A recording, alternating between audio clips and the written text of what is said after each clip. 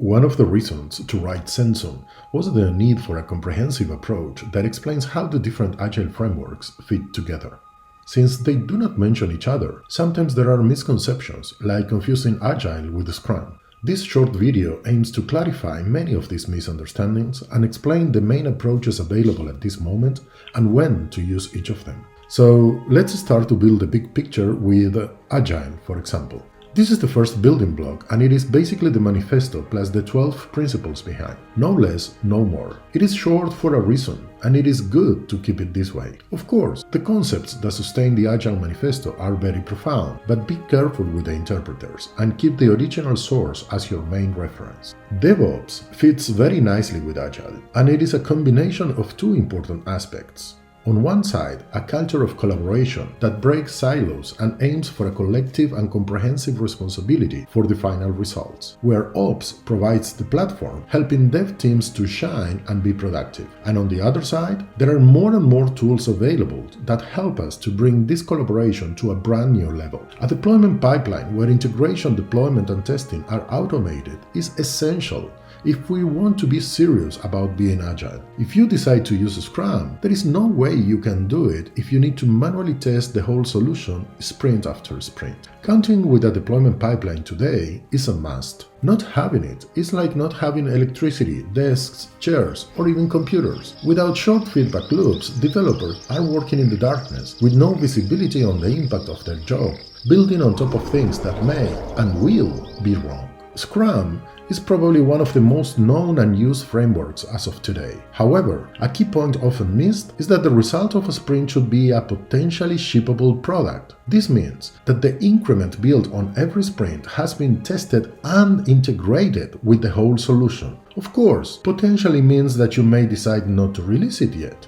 But we, humans, are much more creative than we think, and too often we fool ourselves and slice by slice build a solution totally decoupled from the rest. So, the increments are tested, yes, and they are integrated, but the whole thing is a huge monolith, decoupled from the rest, that no one has ever seen in production, and this goes on and on for months or even years. Ouch! This is not really what incremental or integrated means. Until it is delivered, it is waste. Scrum is great in order to build a solution for which you have a clear concept, but it is not a warranty of success, and this is also a misconception. What Scrum warranties, when done properly and the increments are shipped, is that you will know earlier than in many other approaches if what you are doing is the right thing or not, and this is already a good thing. Knowing early gives you time to fix, adapt, and improve. This is one of the reasons why the right mindset is so important. You need to understand what complex solutions are about. You only know what works after you have tried it. Like Dave Snowden, the creator of the Kinevin framework, explains, complexity, on the other hand, is a system without causality. We need to acknowledge that the best of our plans and estimations are just hypotheses. This is a major shift in our mindset, and it is not always easy.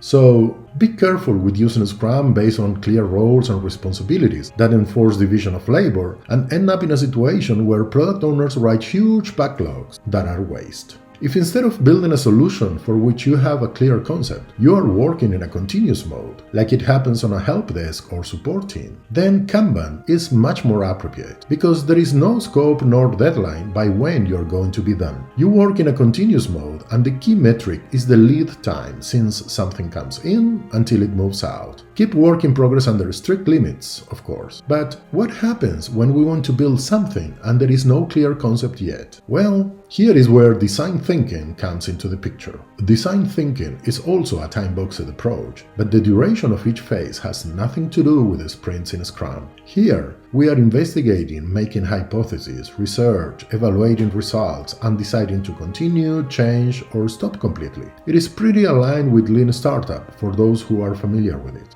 Each phase starts with a divergent approach, opening as many options as possible, and ends converging into those that have proven to be the best ones. Through successive cycles of experimentation, we come out with a concept to be implemented or even an MVP. As you can see, there are also cycles and time boxes how risk is managed in these new ways of working. Because, as Dave Kelly from IDEO, the company that created design thinking, once said, if you don't work under time constraints, you could never get anything done because it's a messy process and go on forever. I have the fortune of doing the Scrum Master training with one of its creators, Chef Sutherland, in Zurich, and I remember him referring to the Shu-Ha-Ri concept of martial arts. In the Shu state, you do Scrum by the book, meaning that you set a baseline that you can compare against and you follow the rules, even if you cannot understand them completely. In the Ha state is where the aha moments start taking place. By following the practice, you see the results and start understanding the reasons behind. Finally, in the Re state, you have grasped the essence. You understand the underlying principles and are free to break the rules when needed. But how do you move into the Re state? How do you make the most out of Scrum? Well, this is where Lean comes into the picture, because Lean is a set of principles and values, a different way of looking at things. In short, a new paradigm that challenges and changes many of our deepest assumptions. And there are, of course, many more other approaches that are also complementary to everything we're viewing here. When we are talking about the importance of having a potentially shippable product by the end of a sprint, this is fully compatible with the concept of outcomes over output that brings the idea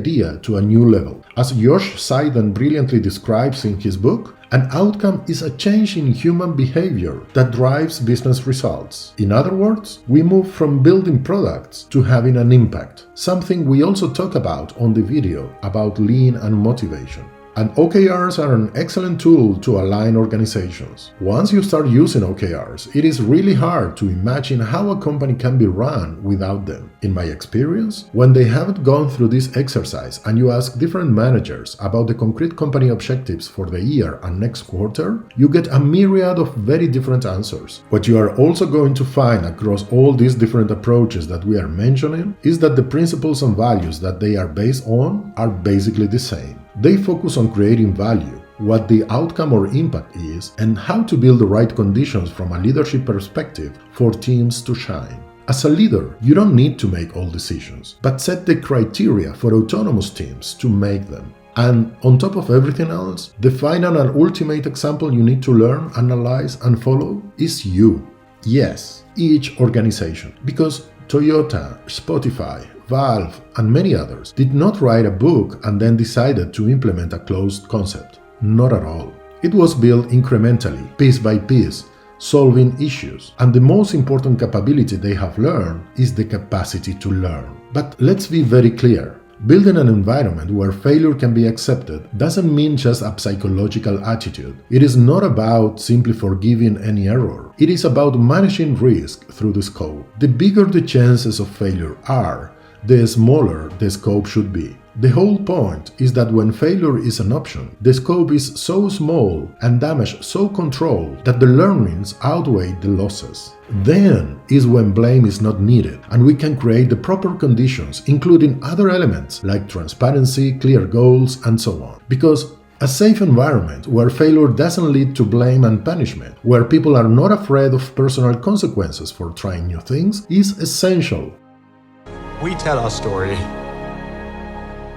not for the purposes of pleasure, but for the advancement of knowledge and for the good of us all.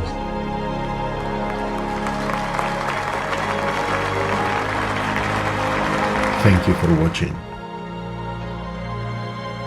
Have a nice day.